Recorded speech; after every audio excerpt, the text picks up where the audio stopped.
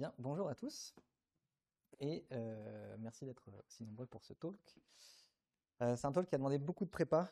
C'est comme tu l'as bien introduit tout à l'heure, en gros, j'ai eu 2 talks sélectionnés à Devox et en fait, c'est une fusion des 2 talks que je fais là parce qu'en fait, c'est pas le même public donc je parlerai pas exactement de la même chose, mais l'idée c'était de vous montrer un peu tout ça parce que les 2 sujets peuvent parfaitement s'aligner sur Kamal et du coup, c'était intéressant de vous le montrer ici. Donc, on va parler, le titre du talk, c'est Sésame ouvre-toi, sécurise tes déploiements avec Kamal. Comme Alibaba, c'est important, vous verrez. L'idée de ce talk, en fait, c'est qu'on va pas beaucoup parler de Kamal, en vrai. On va parler de plein de choses, sauf de Kamal, vous allez voir. Avant ça, du coup, moi, c'est Paul, bon, on se connaît déjà pas mal. Je suis responsable de l'infra et de la sécurité et je suis aussi DPO chez Semeya depuis 2018, donc ça fait un petit bout de temps. Et je vais pas présenter Semeya cette fois-ci, mais je vais présenter Cloud Toulouse, qui est une conf de cloud qui est à Toulouse, qui aura lieu le 15 mai. Le CFP est encore ouvert, il ferme fin de semaine, et les places sont déjà en vente, donc n'hésitez pas. Alibaba, c'est quoi cette idée? C'est quoi ce talk? Pourquoi est-ce que je vais vous parler d'Alibaba? Eh bien, c'est ce qu'on va voir un peu dans ce talk, et en fait, j'ai rapproché un peu mes notes, mais l'idée c'est que on a, pour ceux qui étaient là, j'avais déjà fait un premier talk sur Kamal il y a peu de temps. J'avais expliqué comment ça fonctionnait, comment l'utiliser, les avantages, les inconvénients. C'était chouette, mais sauf que Kamal a quand même pas mal de petits inconvénients qui sont pas sur son fonctionnement lui-même, mais plutôt sur les à côté. DHH l'a vendu comme quelque chose d'assez magnifique, parfait, fabuleux, qu'il faut absolument utiliser ça en prod, etc., etc. Faites attention quand même. Mais l'idée, en fait, c'est dans ce talk, de venir vous montrer comment sécuriser vos déploiements avec Kamal, et donc pas de sécuriser Kamal en tant que tel, mais de sécuriser la machine sur laquelle Kamal va tourner. La dernière fois, c'est ce qu'on a vu, c'est que si vous remplacez typiquement un Heroku, quelque chose comme ça, par du Kamal, ok, c'est chouette, mais c'est à vous de remplacer la machine sur laquelle va tourner votre serveur. Et ça, c'est le pain point, c'est-à-dire c'est là où le bas blesse, il va falloir la sécuriser et faire en sorte que ça marche bien. Donc le but de ce talk, ça va être ça, de vous montrer comment sécuriser tout ce qu'il y a autour et de comprendre donc comment sécuriser une machine pour pouvoir faire du Kamal tranquillement dessus, aborder les risques, les solutions et de montrer des trucs un peu fancy. En tout cas pour moi ça l'est, j'espère que ça le sera pour vous. On verra ça. Donc si on parle de Kamal 2, la première chose à faire, c'est quand on parle de sécurité, c'est d'abord avoir donc une approche par le risque. Cette analyse des risques, ça va être vraiment, c'est comme ça qu'on va savoir est-ce que les mesures qu'on va prendre ou pas vont être bonnes. C'est vraiment d'analyser les risques. Vous pouvez, je crois que je suis en plein milieu, vous pouvez mettre plein de couches de sécurité qui ne servent strictement à rien. Vous serez très content, vous aurez fait plein de travail pour rien. Mais encore une fois, si le risque est nul, ça ne sert à rien. Le but là, encore avec Kamal, c'est de se dire, bon, a priori, Kamal, vous l'utiliserez peut-être pas en prod, sur des projets perso, sur des home labs, sur des petits projets de prod même, ça pourrait se faire.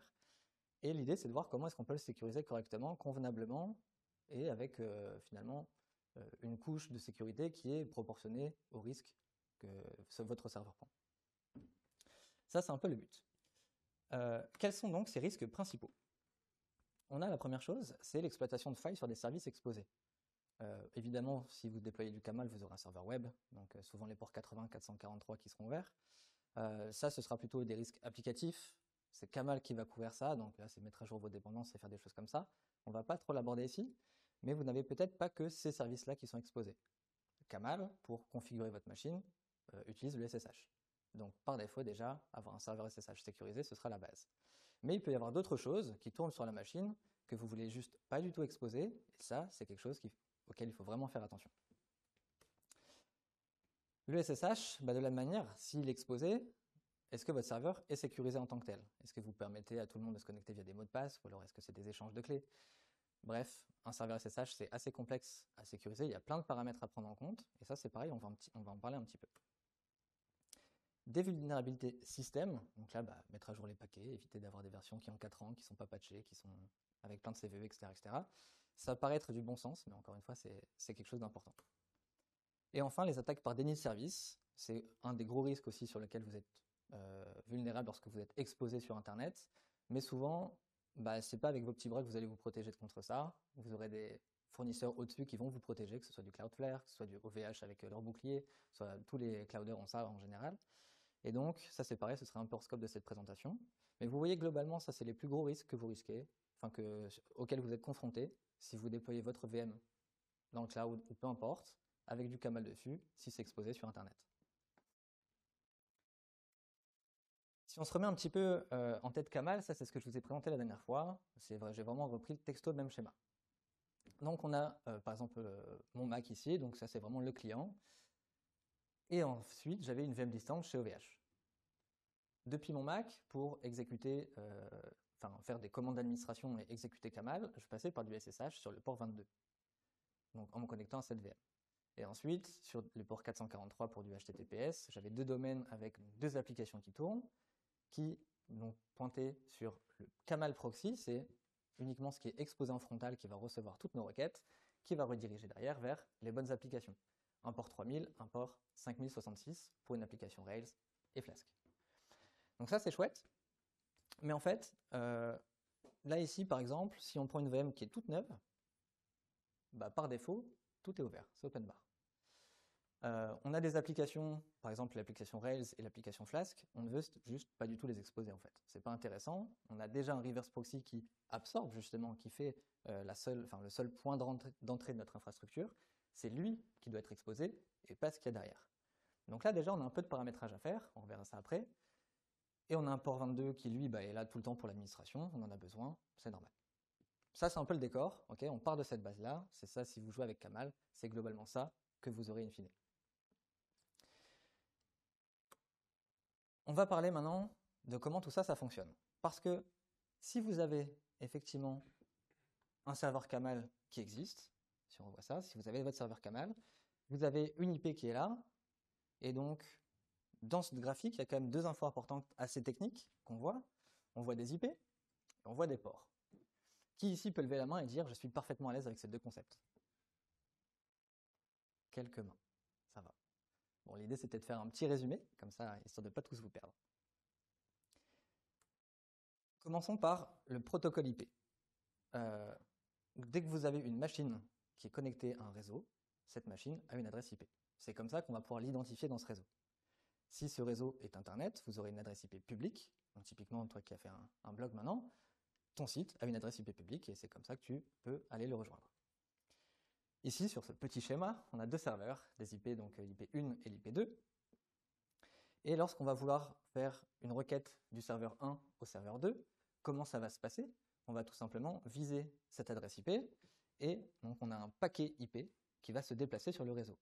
Ce paquet IP il va transiter par plein d'autres étapes intermédiaires, des routeurs qui vont le router, et il va essayer de trouver un chemin pour finir à cette machine-là. Ça, c'est le protocole IP, c'est ça qui nous permet, depuis des adresses IP, on peut joindre des machines. Suite à ça, deuxième protocole important, c'est le protocole TCP. Ce protocole, c'est celui qui introduit la notion de port. Parce que, ok, moi j'ai mon serveur, par exemple ça va être mon Mac, je veux joindre mon serveur Camel, comment est-ce que je lui dis, une fois que j'ai son adresse IP, que je veux me connecter en SSH, que je vais faire du HTTPS, qu'est-ce qui va définir ça?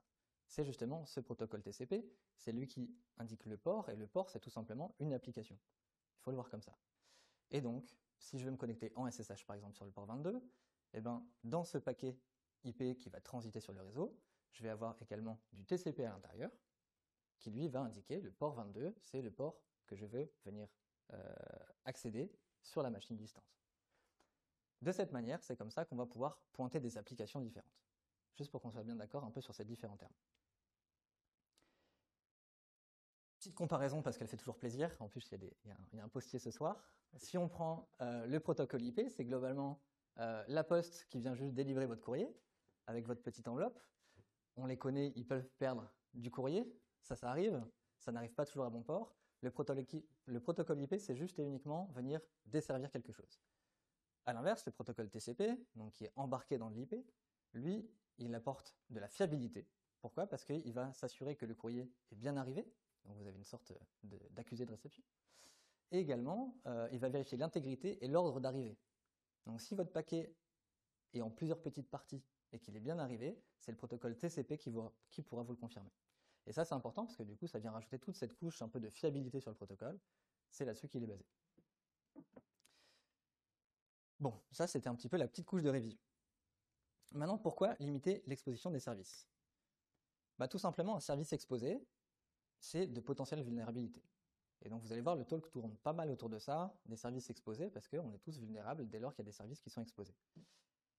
Vous avez peut-être déjà tous vu cet exemple. Si vous mettez une machine en ligne, en moins de quelques minutes, vous avez des bots qui commencent à venir requêter chez vous, avec souvent des petites URL avec des WP Content, WP Admin, ce genre de trucs.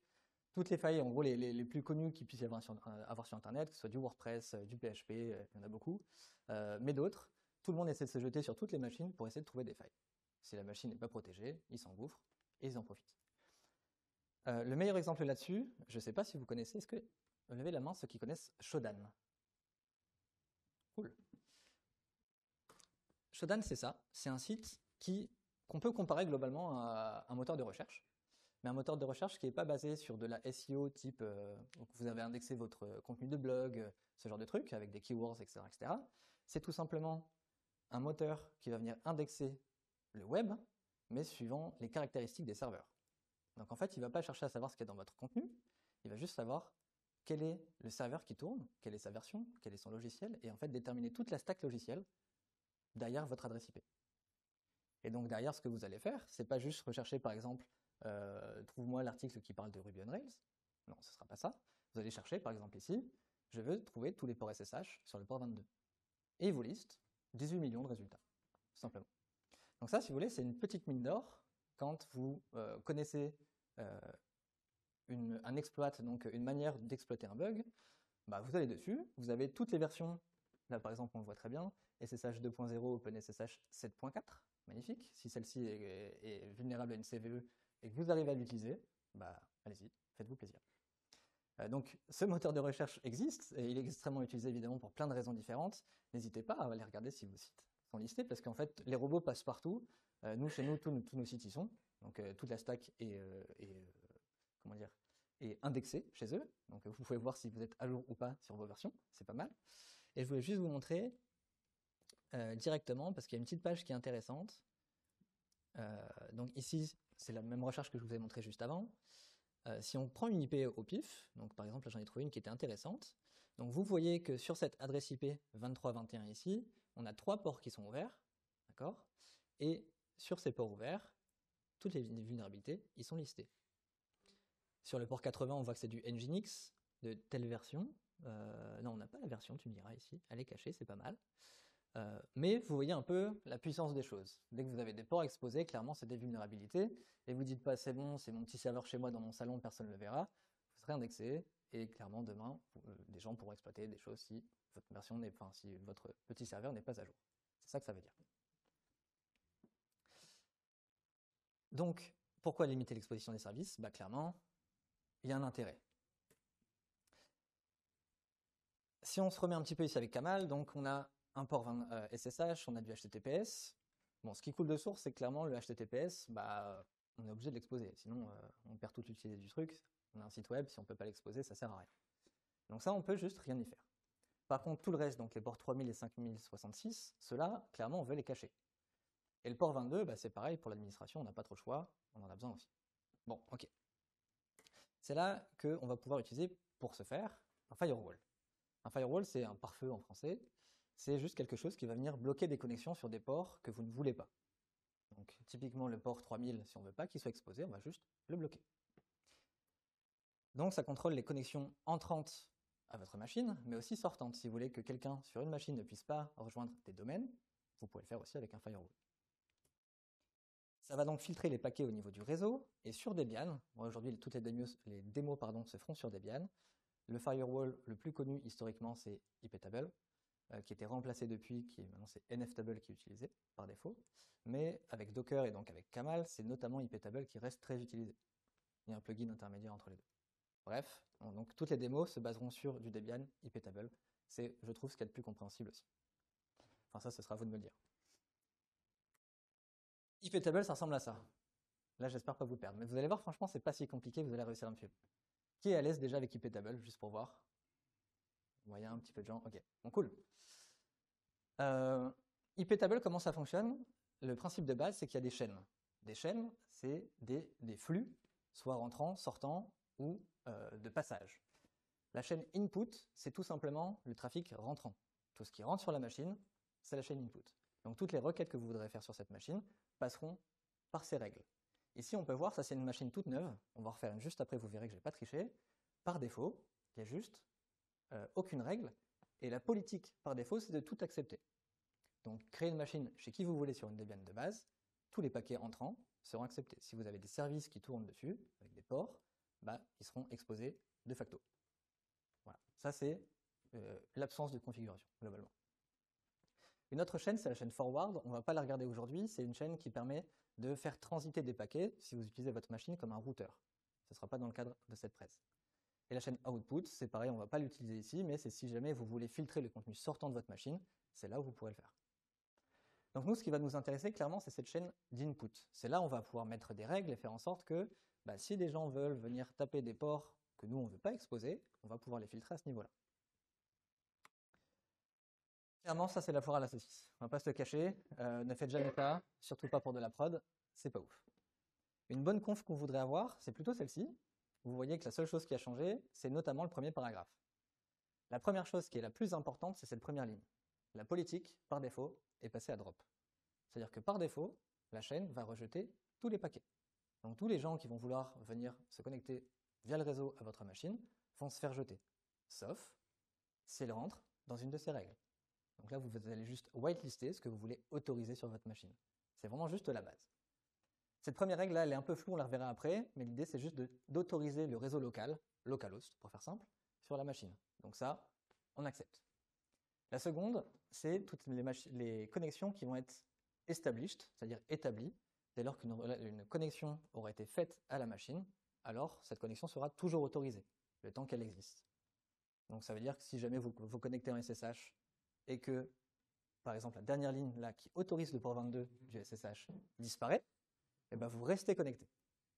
Parce que la connexion était établie avant la disparition de cette ligne. Et enfin, là, par exemple, si on veut exposer le port 80 et 443, c'est pareil, on peut le faire de cette manière.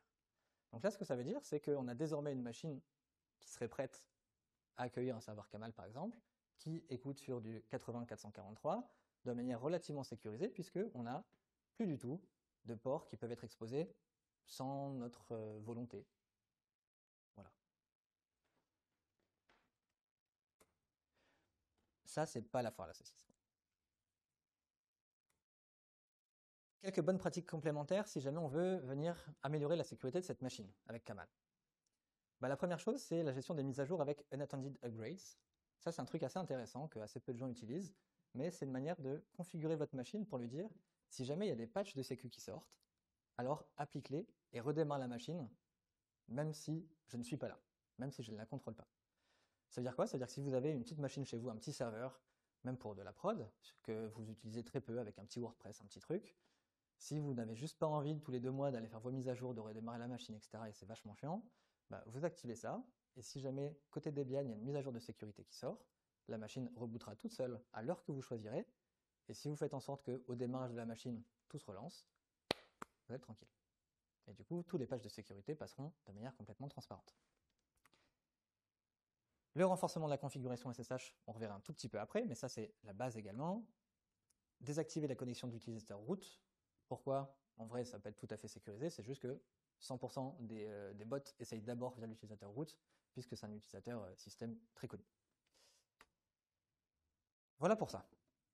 Alors, est-ce qu'on se fait ça sur notre serveur pour une petite démo? Non, parce qu'en fait, sinon on en a pour 2 heures. Ça va pas être super intéressant. Mais par contre, est-ce qu'on n'essaierait pas d'automatiser tout ça? Parce qu'en vrai, cette conf-là, je vous ai présenté pas mal de choses. C'est cool, mais en combien de temps est-ce qu'on peut le faire? Est-ce que vous avez une idée? Est-ce que ce serait 5 minutes, 1 heure, 2 heures?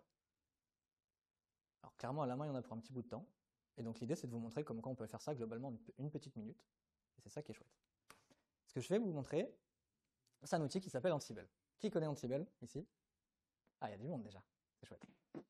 Donc Ansible, c'est de l'automatisation. Et vous allez voir, c'est quelque chose qui vous permet de décrire dans du YAML de la configuration. Donc pour automatiser, ce sera évidemment bien plus rapide et non sujet aux erreurs humaines. Et ça, c'est quelque chose d'assez important. Ce sera reproductible. Peu importe les VM où vous pourrez appliquer cette configuration, vous aurez la même partout. Ça, c'est intéressant. Et être feignant, c'est quand même vachement cool.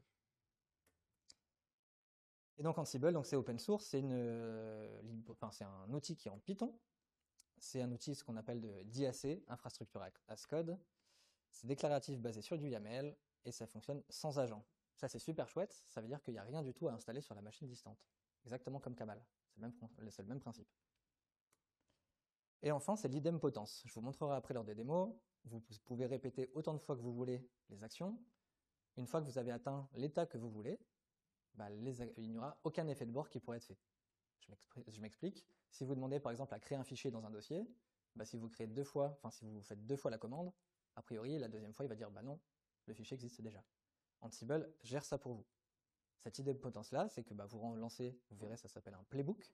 Vous le relancez autant de fois que vous voulez et il gérera l'ensemble de ces effets de bord qu'il peut y avoir.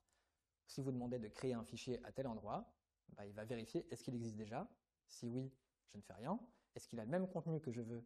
Si oui, je ne fais rien. Sinon, je change son contenu ou alors je crée le fichier. Donc c'est vraiment super intelligent dans la manière de faire et c'est ce qu'on verra juste après. Et honnêtement, Ansible plus Camel, c'est vraiment un truc qui marche très très bien. C'est pour ça que je voulais vous en parler aujourd'hui. C'est que si vous voulez utiliser Camel avec du Ansible, c'est vraiment chouette. Mais du coup, partir de zéro, c'est pas forcément facile. Et là, on a un petit peu de chance. Cocorico, on a un Français, Guillaume, si je dis pas de bêtises, qui est co-organisateur de Lyon RB, qui a fait un petit repo open source où il met une configuration minimale pour setup un serveur pour utiliser Camel avec Ansible.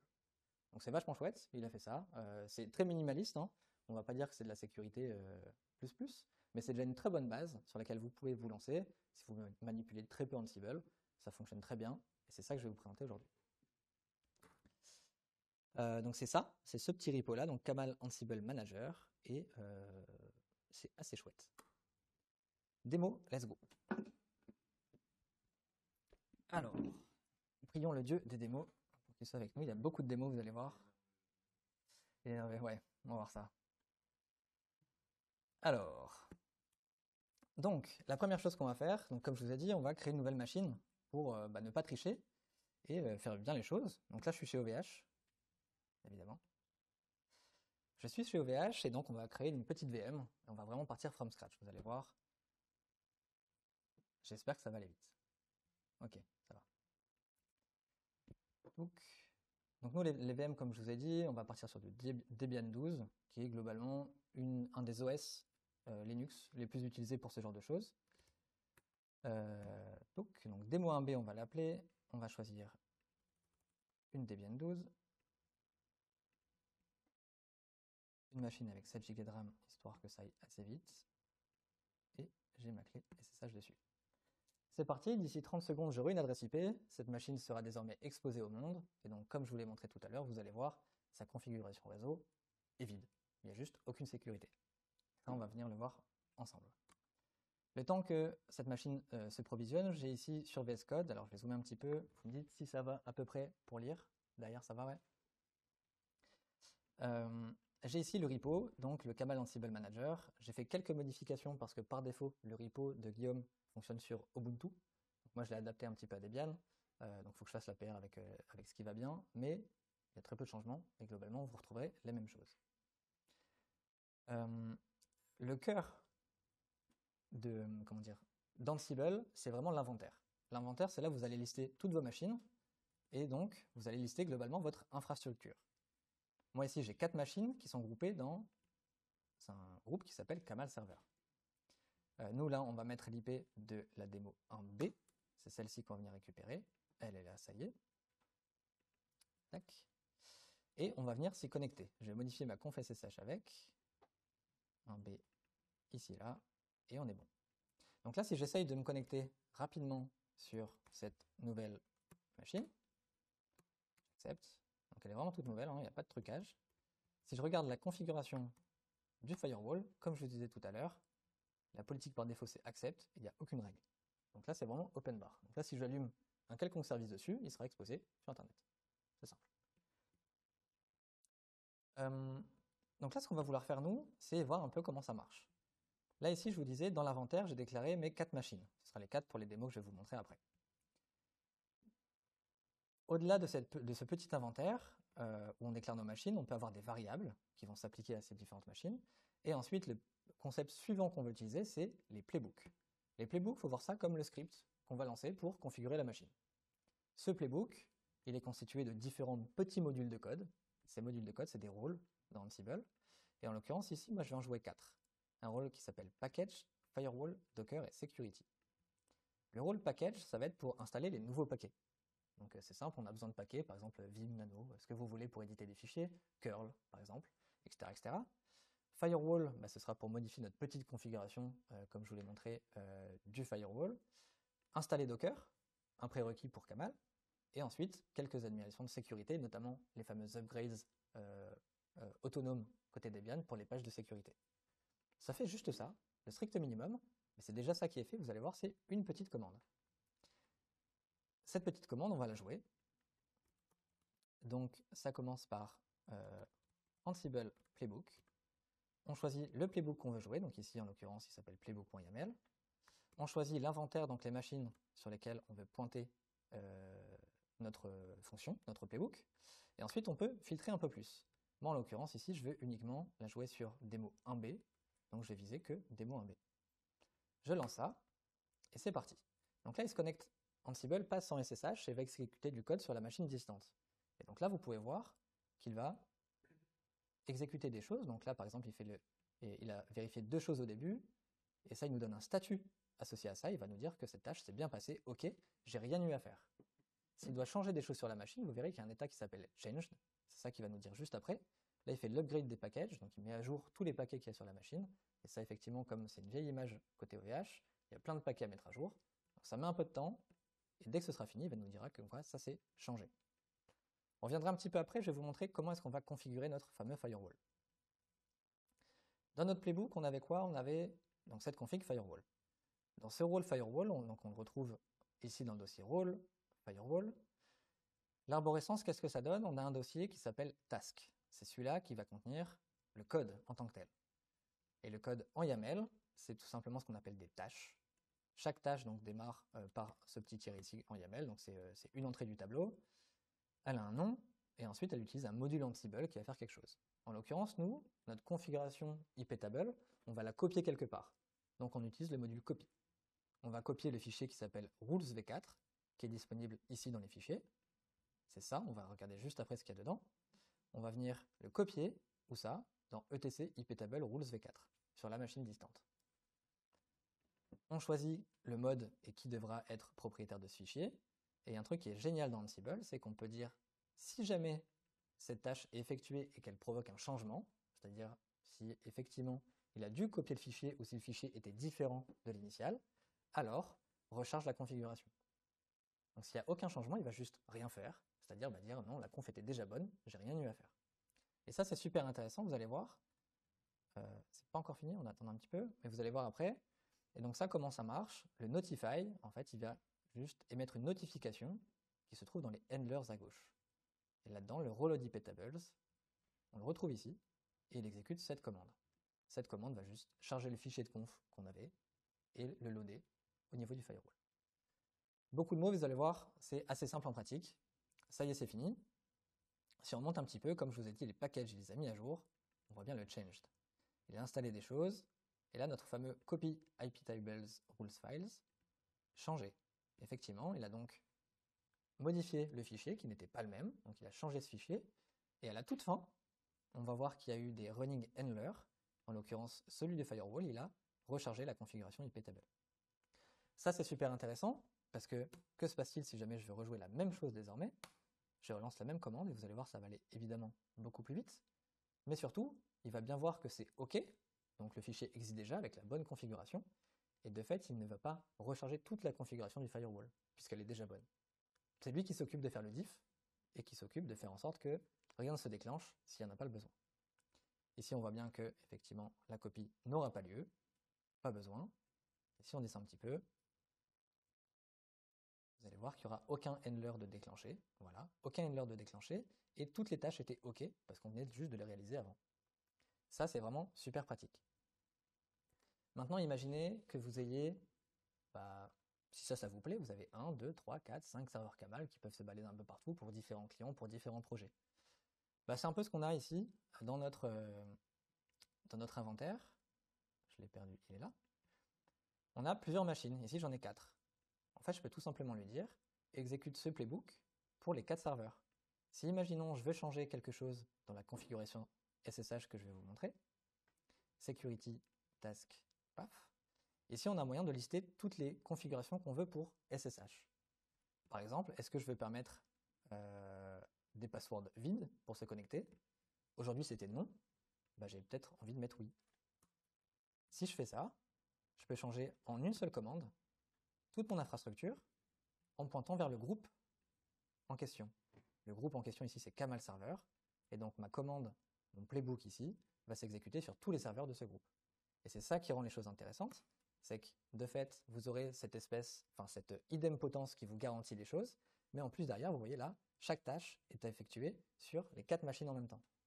Donc vous pouvez juste mettre tout à jour, en simultané. Et si vous voulez changer juste une seule config quelque part, vous n'avez qu'une seule conf à modifier et une commande pour l'appliquer partout. Donc ça, c'est vraiment chouette et c'est un bon moyen de pouvoir faire de la sécurité sans trop se prendre la tête. Si jamais c'est pas votre métier, vous pouvez avoir assez vite des bons résultats sans avoir à passer des heures et des heures. Et le jour où il y a un patch de sécurité ou une conf à modifier, évitez d'avoir à ouvrir 15 sessions SSH, faire 15 copier-coller dans tous les sens. Et ça, c'est assez chiant. Et si on regarde un petit peu ici, on voit bien que toute la conf SSH était identique. Il a juste changé une seule configuration sur toutes les machines. Et comme la configuration SSH a changé, derrière, il a rechargé le serveur SSH avec ce restart SSH ici. Ça, c'est vraiment la puissance d'Ansible, c'est ça qui est chouette, et c'est ça qui rend les choses vraiment simples au quotidien. Si c'est pas votre métier, c'est cool. Et d'autant plus quand vous avez justement ce genre de repo open source, ou si c'est pas votre cam de trop mettre les mains dedans, il y a un truc qui est déjà un peu prêt à l'usage, qui sécurise une bonne partie des choses, et c'est vraiment, ça fait déjà le café. Ok. Donc, on avait dit quoi sur notre fameuse machine D-B.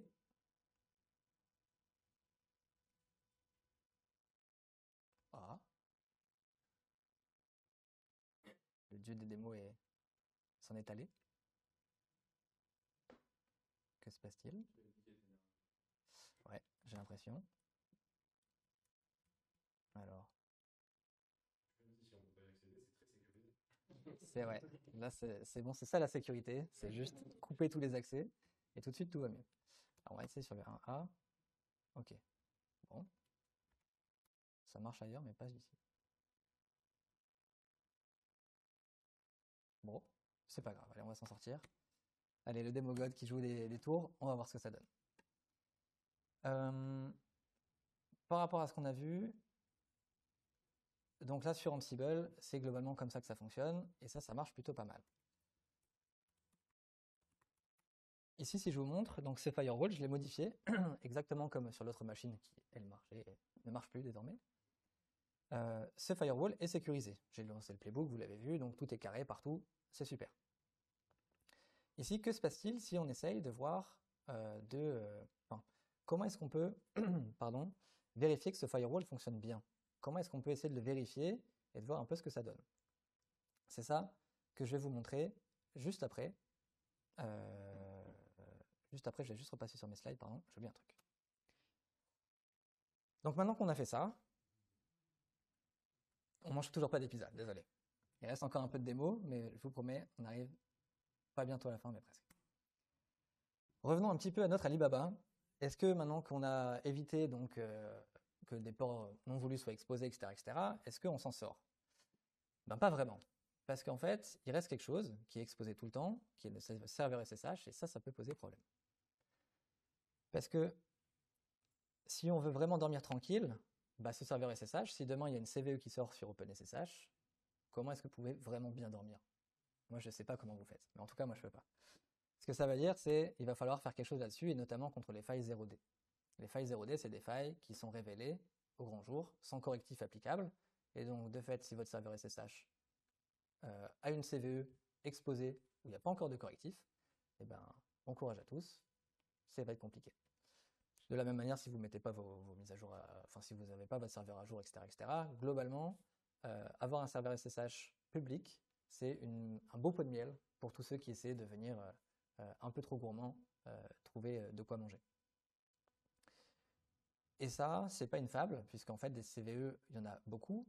Ces dernières années, sur OpenSSH, il y en a eu pas mal, notamment des très belles, avec des scores vraiment très élevés, où le seul conseil, c'était patcher vite, parce que clairement, c'était vraiment très dangereux.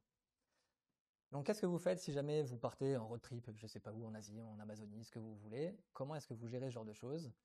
Sachant que si on reprend notre petit diagramme là de Kamal, en vrai, le port 443, on est obligé de l'exposer, on n'a pas trop le choix, mais le SSH, c'est quand on en a besoin.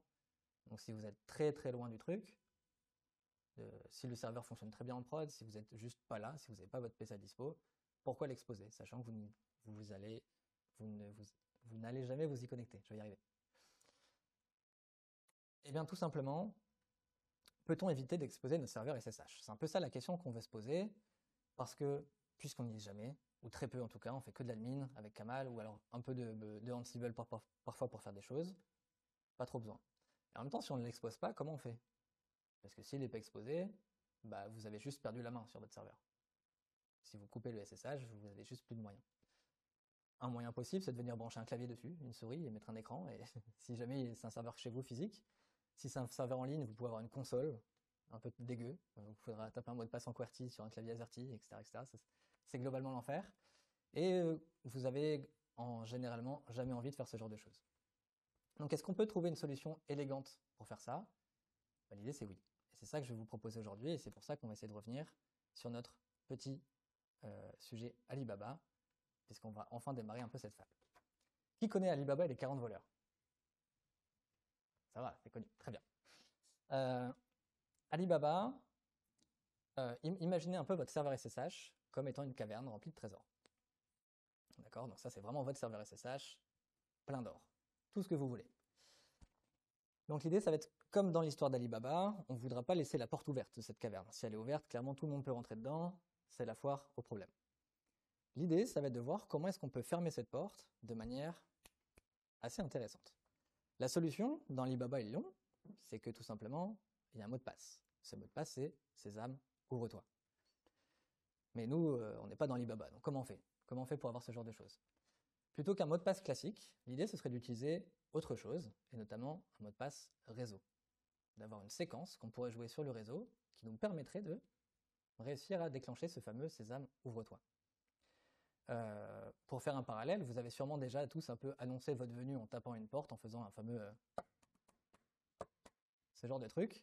L'idée, c'est de faire exactement pareil, mais sur le réseau. Non pas d'avoir une séquence rythmique, mais d'avoir une séquence de différents ports. Puisqu'on a vu qu'on avait plein de ports possibles qu'on peut venir attaquer, on va venir juste taper sur différents ports pour dire, si je tape sur le port 7000, 8000 et 9000, c'est moi.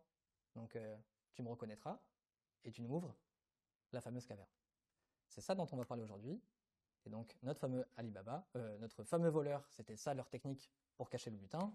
Tout simplement, le sésame ouvre-toi et la porte s'ouvre. Et donc ça, le fameux toc-toc, c'est ça qu'on va faire, nous, côté réseau. Donc ça s'appelle du port knocking. Tout simplement, on va venir taper sur des ports, littéralement. C'est vraiment exactement ce qu'on va faire. C'est pour ça que je vous ai parlé un peu de TCP, je vous ai parlé d'IP, de TCP, histoire de mettre un peu tout cette base, parce que c'est là où on veut en arriver. Le port knocking, du coup, à quoi ça correspond? C'est tout simplement une séquence de knock via le protocole TCP. On va y revenir un petit peu après en détail technique. Ce sera utilisé comme mot de passe réseau, et donc c'est ça qui va être chouette. Parce que le but, ce serait que le SSH ne soit pas du tout exposé par défaut, donc le SSH est juste invisible, votre machine n'est pas exposée, enfin le SSH n'est pas exposé sur votre machine, et par contre, si le client tape la bonne séquence, alors le SSH s'expose temporairement. Pour ça, on va utiliser un démon qui s'appelle knockd, côté client et côté serveur, qui va nous permettre d'abstraire un peu toute cette complexité et de gérer tout le truc pour nous. Ça, vous allez voir, c'est assez chouette. Juste avant de faire des démos, on va parler un peu du handshake TCP. Donc là, je vous ai parlé un peu de TCP tout à l'heure, le TCP par rapport à l'IP. L'IP, on peut pointer une machine. Le TCP, ce qu'il vient faire, c'est rajouter un port. OK. Mais une connexion TCP, comment ça marche? C'est une connexion qui se fait en 3 étapes. D'abord, on a un client, un serveur, et une première connexion du coup qui se fait entre les deux. le client envoie un paquet avec la marque SYN, le flag SYN. Il envoie ça au serveur. Donc à tel IP, j'envoie un paquet avec SYN dedans, comme flag. Le serveur va répondre derrière avec les 2 flags suivants, SYN ACK. Le client fait une dernière réponse, ACK. Cet échange-là, cette poignée de main, le handshake, on appelle ça comme ça, c'est ce qui permet de définir la connexion TCP entre 2 machines. Une fois que cette connexion est faite, est établie, alors tout ce qui va passer par ce tunnel TCP sera fiable, dans le sens où j'ai dit tout à l'heure. Il y aura de l'intégrité, de l'ordre, et aussi un accusé de réception. Et c'est ça qui va être chouette. Donc, un canal TCP, c'est ça, en réalité. Maintenant, nous, c'est pas ça qu'on va manipuler, vous inquiétez pas, on va pas aller aussi loin que ça. Ce qu'on va juste faire, pour faire des petits toc-toc sur nos serveurs, c'est juste envoyer des paquets SYN. Et c'est vraiment uniquement cette première étape qu'on va faire. Parce que de toute façon, côté serveur, le firewall refuse tout. Donc le firewall, de toute façon, il ne va jamais répondre. Et il n'y a pas d'application derrière pour répondre. Donc nous, on a juste un client qui va émettre des petits paquets TCP sur des ports différents, avec le flag SYN, pour s'annoncer. Et c'est le serveur qui va détecter ces tentatives, enfin ces paquets reçus, dire « Ah, j'ai reçu un paquet sur le 7000, 8000, 9000, je connais cette séquence, je sais qui la connaît, j'ai le droit de l'autoriser donc, alors j'ouvre le SSH. » C'est comme ça que ça marche. Petite démo? Allez, on prie pour que ça marche un peu mieux. Tac, tac, tac. Alors, donc la connexion TCP, on s'en parlait juste avant. Si on essaye déjà sur une machine, c'est pour ça qu'il y avait du Wireshark, pour votre plus grand bonheur, on va essayer déjà de voir un peu comment ça fonctionne. Dans Wireshark, du coup, je vais refaire ma requête parce qu'elle a disparu. Donc, je vais reprendre juste l'IP qu'il me faut sur démo 1A, puisque le B a décidé de faire grève. IP SRC, toc. Je démarre l'écoute du réseau. Donc Wireshark, pour ceux qui ne connaissent pas, c'est un logiciel absolument fabuleux qui permet d'écouter le réseau. C'est pas très friendly, honnêtement. Moi, je suis pas très fort en réseau, mais l'idée, c'est que vous pouvez quand même faire des trucs de base assez stylés, et c'est vraiment chouette. Je sais pas si je peux zoomer. J'espère que vous verrez bien. Donc là, juste pour vous montrer, j'ai mis une IP ici, j'ai filtré uniquement tous les paquets qui passent par le réseau, qui vont soit à l'IP de mon serveur ou qui viennent de mon serveur. Donc je vais voir uniquement ce qu'il y a entre moi et le serveur que je veux viser. Et donc ici, je vais par exemple ouvrir une connexion SSH vers du coup mon serveur qui marchait, démo 1A. C'est son IP que j'ai mis. Là, ça fonctionne. Et ici, oula. J'ai peut-être un peu trop zoomé.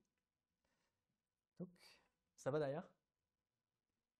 Et donc ce qu'on va voir, c'est le tout en haut. On voit ici qu'on a une IP source, donc c'est celle de ma machine.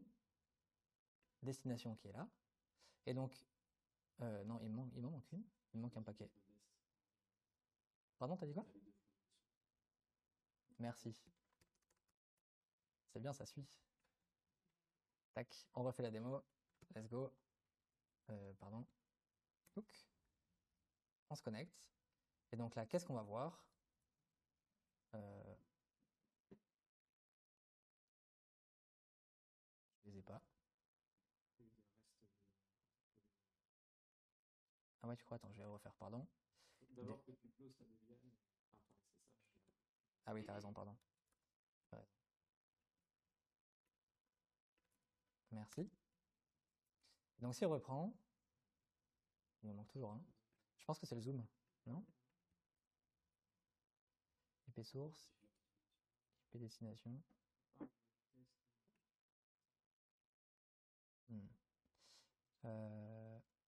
Ça marchait très bien tout à l'heure. J'hésite, c'est peut-être le réseau public. Il y a peut-être des... Sur le routeur, il y a peut-être des choses, mais ça me paraît étrange. On devrait les voir quand même. Ah, c'était les espaces. Voilà, vous le saurez. Ils sont arrivés. Alors, ici on le voit, on a notre IP source, mon Mac, IP destination, et on a cette première séquence qui se fait ici, SYN ACK, ACK, c'est le fameux handshake TCP dont je vous parlais tout à l'heure. Donc là, on peut bien voir, et donc quand on se connecte en SSH, derrière, c'est le SSH qui prend le relais, et on voit que le protocole SSH prend la main ensuite. Nous, on ne veut pas travailler sur du SSH, donc on va faire des choses un petit peu plus simples. Ici, on va par exemple utiliser un outil qui s'appelle Netcat. Netcat, ça permet tout simplement de venir établir un tunnel TCP sur une IP et sur un port donné. Donc vous choisissez vraiment ce que vous voulez. Donc là, moi, je vais prendre ma petite IP ici. Sur le port, par exemple, 22. Donc le port 22, c'est le port du SSH. Donc ici, qu'est-ce que je fais avec Netcat? J'ouvre une connexion TCP. Cette connexion TCP, je lui dis sur tel IP, tel port. Le paramètre que j'avais oublié ici, c'est le G avec 1. C'est pour lui mettre un timeout si jamais personne ne répond derrière. Cette fois-ci, si je le fais sur le port 23, il n'y a rien sur ce port 23. Le firewall l'a coupé en plus. Si je regarde, j'ai un timeout. Ça, c'est complètement attendu, c'est normal. Si on réessaye sur le port 22, du coup, on devrait voir des choses. Si on reprend ça, port 22, ça fonctionne, on voit bien SYN ACK, ACK. Pas de problème. A l'inverse, si on se va sur, cette fois-ci, le port 23, on voit le SYN qui part, pas de réponse. C'est exactement ça qu'on va faire pour faire nos petits toc-toc.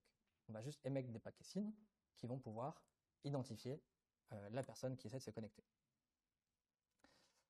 Il y a un autre outil qui est intéressant aussi qui s'appelle Nmap. Je ne sais pas si vous connaissez, mais Nmap, c'est un outil beaucoup utilisé notamment dans la sécu qui permet de scanner notamment des ranges de ports. Donc plutôt que de dire faire un port puis un autre puis un autre, il faut lui donner une range, par exemple ici de 20 à 25, et il va se charger pour vous tout seul d'aller les analyser. Donc ici, par exemple, on voit bien que sur le 20, 21, 23, 24, 25, c'est filtered. Filtered, il y a une petite notion qui est intéressante, c'est que ça veut dire que il n'a pas eu de réponse. Mais ça peut être parce que le paquet n'est jamais arrivé à destination ou parce que c'est tout simplement filtré. Mais il ne sait pas pourquoi.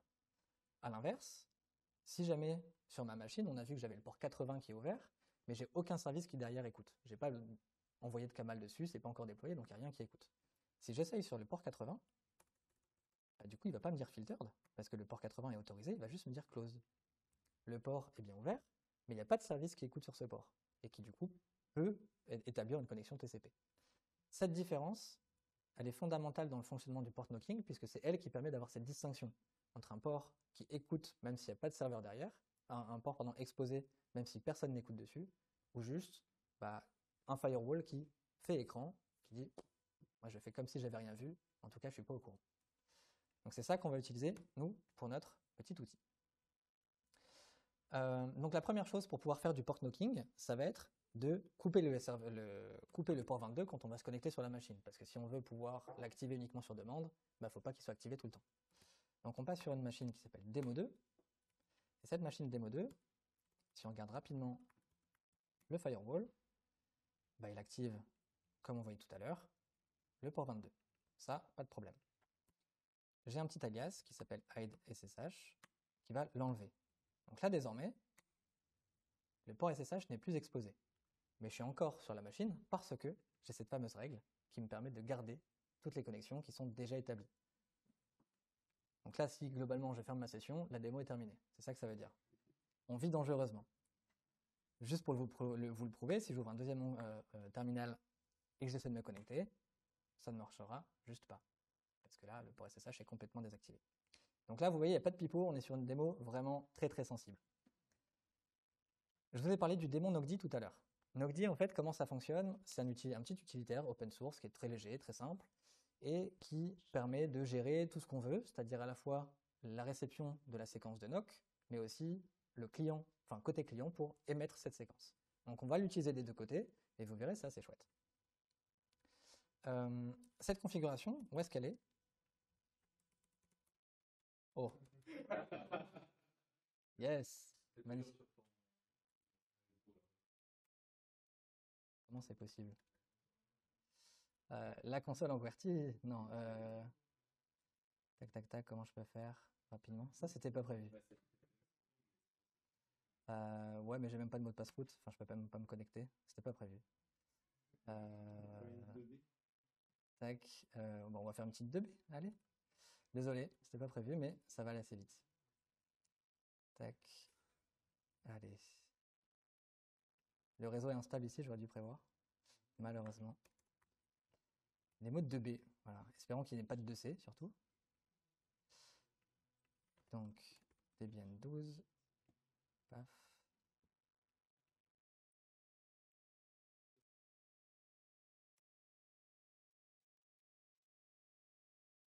Ok, allez, on y retourne.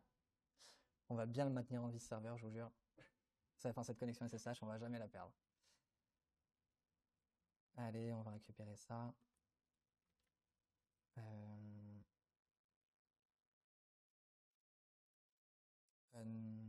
Non, non, mais attendez. Parce que la démo était prête pour la suite, donc je vais pouvoir le réveiller avec du port knocking. Alors, on grille une petite étape. Je ne vous montre pas encore côté serveur, mais on va voir le côté client pour récupérer notre fameuse session perdue. C'était pas voulu, mais... Alors, côté client, comment ça se passe? Je vous ai parlé du client donc Nocdi qui permet de faire cette petite séquence. Sur la machine qu'on a perdue, malheureusement, cette fameuse démo 2, toujours pas, dommage, on a une séquence qui existe, et donc cette séquence, je vais la jouer. Cette séquence, pour la jouer, donc je vais prendre l'IP que je veux de mon serveur, donc qui est celle-ci.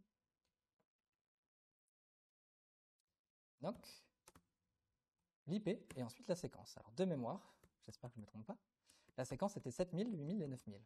Donc là, ce qu'on va vouloir, c'est quoi? C'est taper sur 3 ports différents, et ces 3 ports devraient faire apparaître, du coup, ce port SSH. Normalement, on commence par le côté serveur, mais vous aurez un petit spoiler. Si je fais ça, ça marche pas.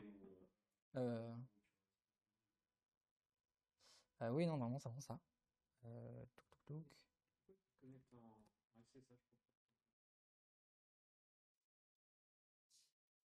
Alors, c'est un peu différent, c'est que déjà, il y avait le réseau ici que j'anticipais, parce que justement, ça peut être compliqué, et on le voit là. Donc, j'avais prévu une machine justement pour essayer de faire ça et que ce soit le plus vite possible.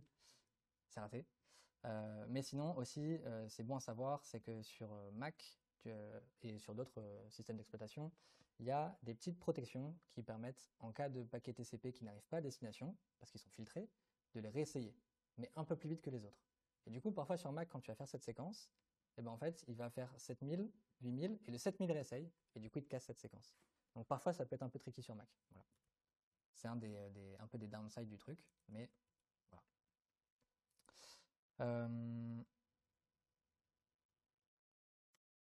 C'est vraiment étonnant. Si, on va repartir de celle-ci, enfin du coup de la nouvelle. Attends, je me suis pas planté dans l'IP, c'est bien 134. Ouais, c'est ça. Bon. Tu l'avais dit, genre, le démogod, il est pas ouf aujourd'hui.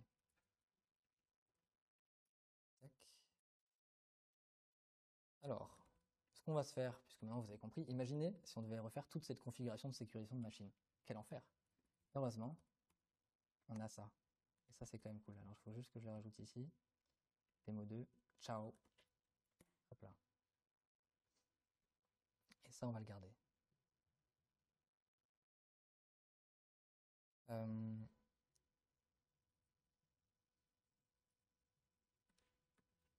Je crois qu'on a un vrai souci. J'hésite à passer en 4G. Parce que... Ouais, mais il me la donne ici. Normalement, il n'y a pas de problème.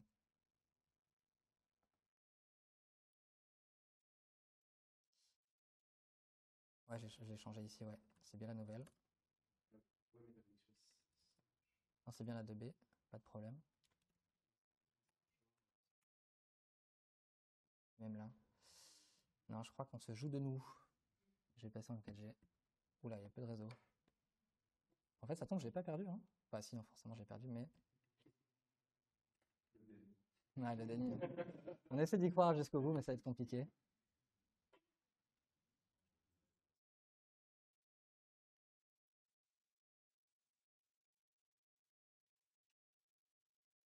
Bon.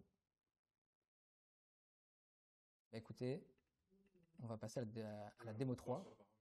C'est ça. On va faire la troisième démo et celle-ci, on va essayer de pas la péter, d'accord? Donc, si vous me croyez un petit peu sur parole, l'idée c'est quoi? C'est qu'on a... Est-ce que je peux me connecter au troisième serveur?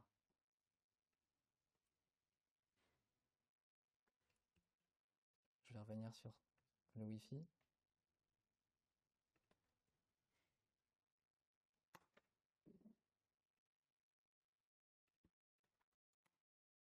Yes.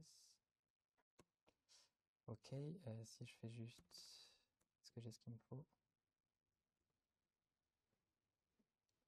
Oui, ok. Alors, dans la conf, je vais vous montrer un petit peu la conf côté serveur. On va essayer de faire des trucs, on va essayer d'y arriver. Donc, cette conf côté serveur, elle ressemble à ça. Paf. Elle ressemble à ça. Je vais vous la montrer comme ça. C'est une configuration qui va établir une séquence. Ici, on lui donne une séquence qui est celle-ci. Cette séquence, une fois qu'elle est donnée, c'est celle-là qu'il va venir, sur laquelle on va venir frapper pour qu'elle soit disponible. Ensuite, une fois que cette séquence est validée, à Nocdi, on va lui donner une commande. Et c'est cette commande-là qu'il va exploiter. Dès lors qu'il va donc détecter une commande, une séquence avec l'ensemble de ces chiffres, il va exécuter cette commande. Et cette commande, qu'est-ce qu'elle fait précisément? Elle vient rajouter le fait d'avoir une connexion SSH à la machine. Donc elle expose le port SSH, et c'est ça qui nous permettra de nous y connecter. Nous y connecter pendant une durée de 10 secondes. C'est ce commande timeout avant d'exécuter une autre commande qui s'appelle la commande stop. Où cette fois-ci, on va venir supprimer la règle en question. D'accord? C'est comme ça, donc c'est vraiment tout con. Ça fonctionne de manière très très simple. C'est juste des petites commandes qu'on lui donne et ça marche. J'ai extrêmement peur de faire la démo parce que j'ai juste peur de faire la VM.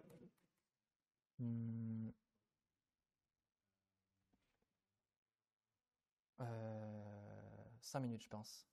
Ça, c'était juste vraiment la fin des démos, mais malheureusement. Comment le faire? On va prendre le risque. Je vais vous montrer du coup la dernière partie. Désolé, du coup, ce sera un peu haché, mais on va voir un peu ce que ça donne. Donc, si on a ça, si on a mis notre port knocking en place. Ok, il fonctionne, il est là. La VM n'a pas disparu. On est bien. Est-ce qu'on peut enfin être tranquille? En fait, pas vraiment. Pas vraiment. En vrai, si. Parce que déjà, en termes de... Si on reprend un peu l'analyse de risque, on est très large. Mais il y a un risque qui persiste. Et c'est ça dont je voulais vous parler, c'est que le fameux Alibaba. Comment ça s'est passé dans les 1000 et une nuits? C'est juste qu'il a écouté le voleur répéter ce fameux Sésame, ouvre-toi devant la grotte. Et une fois qu'il connaît la séquence, il peut l'ouvrir lui-même. Ce que ça veut dire que des gens qui sniffent le réseau, qui ont Wireshark sur leur machine, ça existe, la preuve. Donc des gens peuvent aussi très bien écouter soit les réseaux dans les data centers, ça peut être votre fournisseur lui-même, ça peut être plein de gens qui peuvent écouter le réseau depuis votre machine si vous êtes sur un réseau Wi-Fi public par exemple. Et de fait, cette séquence n'est pas secrète. C'est juste une séquence magique, mais qui n'est pas secrète. Et donc c'est un peu ça l'histoire derrière, c'est que ok, vous avez protégé ça avec une séquence magique, mais si quelqu'un l'a, vous pouvez quand même avoir des problèmes. Donc l'idée, c'est, là je suis d'accord, hein, si on analyse les risques est quand même extrêmement minimal, mais pour le fun, et c'est ça qui est quand même assez chouette, c'est qu'il y a des moyens en fait de rendre ça encore un peu plus sexy. Et comment le faire? Tout simplement avec du TOTP. Est-ce que vous connaissez le TOTP? Ça veut dire Time Authentication... non, j'ai oublié. C'est One Time Password, pardon. Donc c'est un time-based, donc vraiment un mot de passe unique, basé sur le temps. Comment ça fonctionne? Client et serveur ont un secret. Ce secret-là, associé au temps actuel, il est exactement 20h18, on a faim. Ce temps-là, ça permet, avec le secret, de générer un code. Ce code qui est généré, client et serveur le connaissent tous les deux. Et donc là, le but, c'est juste d'utiliser ce code qui sera connu par le client et par le serveur pour le mettre en tant que séquence à taper. On ne va pas le mettre exactement tel quel. On va faire en sorte que si le TOTP nous donne, par exemple, 58 39 4, on va transformer ça en séquence 500, 800, 300, 900, 400. Et donc, avec juste un petit cron qui tourne toutes les minutes, vous allez pouvoir, avec du TOTP de fait, vous connecter et établir un port knocking complètement dynamique qui va changer toutes les minutes, basé sur le temps. Et du coup, là, vous avez vraiment un truc qui est complètement robuste, dans le sens où personne sur les réseaux ne pourra écouter ça. En tous les cas, ça changera toutes les minutes. Donc la rejouabilité est vraiment minimale. Et c'est quand même assez cool, faut pas se le cacher. C'est assez rigolo. La démo, on va la tenter. Elle passe pas. On va voir ce que ça donne. Mais allez, soyons fous. C'est la dernière. Alors, donc là, je suis sur mon serveur démo 3. C'est celui qui a donc un cron. Je peux vous le montrer. Ce cron, il est là. Toutes les minutes, ça va exécuter ce petit script qui vient tout simplement mettre à jour la séquence à taper. Donc c'est vraiment assez simple. Ce script, si je vous le montre en 10 secondes, qu'est-ce qu'il fait? Il a donc le fameux secret qui est sur la machine, qui est connu du serveur. On génère l'OTP, donc avec ce secret, on vient générer un code. avec cette fameuse, ce fameux set que vous comprenez tous, ce qu'on vient faire, c'est juste diviser ça, la rendre, si on a 642, rendre ça en 600, 400, 200. C'est aussi simple que ça. On vient juste remplacer dans la configuration que je vous ai montré avant la fameuse séquence. Et donc cette conf, et ensuite on redémarre le service. Et donc cette conf, elle est là. Et donc cette séquence-là, elle change toutes les minutes. Il est 20h20, c'est cette conf-là qu'on a. Elle vient de changer d'ailleurs. 700, 400, 900, 300, etc. etc. Et donc si cette séquence-là est détectée, alors du coup ça changera. Le SSH sera exposé. Et alors, si on essaye, cette machine elle me réussit bien depuis tout à l'heure, la 1A. Elle est toujours là, c'est ma fidèle amie. Si on essaye ça, ok. Côté client, moi j'ai fait un petit script juste pour que ce soit un peu plus friendly là pour la démo. L'IP du démo 3, je l'ai là. Ouf. Donc je vais jouer ce TOTP ici. Et donc ce TOTP va juste venir taper de l'autre côté. Et ensuite ça marchera. Ce qu'il faut que je fasse ici, là, c'est couper le SSH. Et là, on rentre sur un truc, ça va être peut-être compliqué, mais on va le tenter. Donc hide SSH. On y croit? Allez, on y croit. Donc si je regarde iptable, ici j'ai bien plus de SSH exposé. Et maintenant je vais faire un tail F sur les logs en tant que tel de mon petit compère Nogdi. Et comme ça, on va voir ce que ça donne. Ouf, ça marche, incroyable.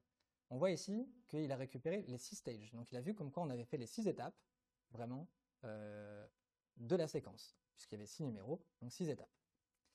Les 6 étapes ont bien été respectées. Open Sesame. Il a joué cette commande. 10 secondes plus tard, il a joué le commande timeout. Il a supprimé le SSH. Un truc qui peut être rigolo à faire, je vais mettre un troisième terminal, on va être un peu serré, mais vous allez voir, c'est qu'on va mettre un petit watch, juste pour voir ça en action.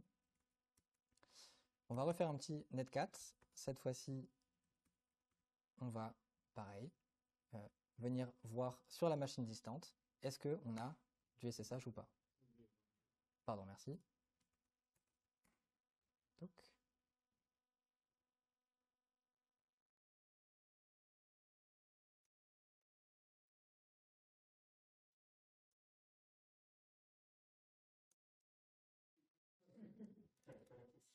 J'ai tout perdu, même mon Mac est perdu. J'ai l'impression. Non, sur Linux, c'est un W. Ça, c'est petit truc. Mais. Merci. Il y en a qui suivent bien, hein, c'est bien. Je vais essayer de retrouver le démo 1A. C'est la seule qui marche bien, j'ai l'impression. Yes. Si je fais ça. Ok. On voit bien qu'ici, on est en connection timeout. Ok. Moi, j'ai perdu la VM là-haut. Tant pis. On tente ça. On voit ce que ça donne. Pouf. Ici, le watch fonctionne bien. On voit bien que le SSH vient de rouvrir. Et donc là, si je jette ce terminal ici et que j'en rouvre un autre, ça va commencer à être petit. Et normalement, je vais pouvoir me connecter sur notre machine. Démo 3, les réflexes. Tac. Donc là, le timeout, on voit qu'il est reparti. Ça y est, ça s'est réarrêté. Et donc, si je rejoue le TOTP, ça y est, c'est ouvert. Et ça vaudra pas. Ça vaudra pas. Bon. La prochaine fois, je ferai attention à Internet. Ça joue des tours. De toute façon, ça ne marchera plus. Toc. On réessaye. Ça va pas. Bon. En tout cas, vous avez vu le principe. Je vous promets que ça marche, en théorie. Je l'ai bien essayé, ça marche très bien, malheureusement. Là, c'est un peu capricieux.